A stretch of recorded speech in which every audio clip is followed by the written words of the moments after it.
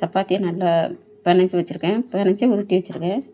இதை நல்லா உருட்டி சப்பாத்தி படத்தில் ஒரு கட் பண்ணி அதில் பாருங்கள் வெங்காயம் நல்லா கட் பண்ணி வச்சுருக்கேன். அதில் உப்பு, மிளகாத்தூள், கரம் மசாலா, கொஞ்சம் மட்டன் மசாலா கொஞ்சம் போட்டிருக்கேன்.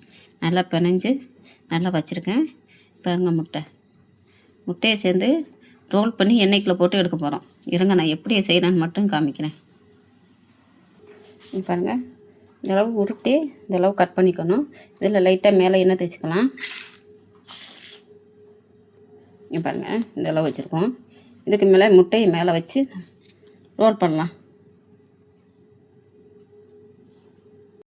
பாருங்கள் ரோல் பண்ணி வச்சுருக்கேன். முட்டையை உள்ளே வச்சு ரோல் பண்ணணும். சரி எண்ணெய்க்குள்ள போடுறேன். அவன் சாப்பிட்றோம்.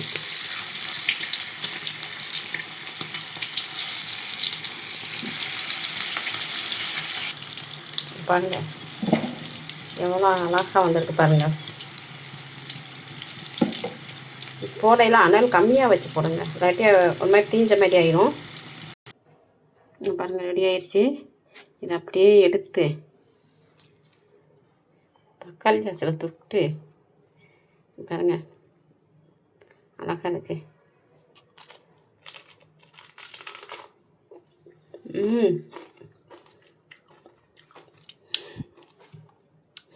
அடுப்புக்கிட்டே வச்சு சாப்பிட்றேன். நல்லா மொரன்னு இருக்குது. நல்ல டேஸ்ட்டாகவும் இருக்குது. எனக்கு சூப்பராக இருக்குது.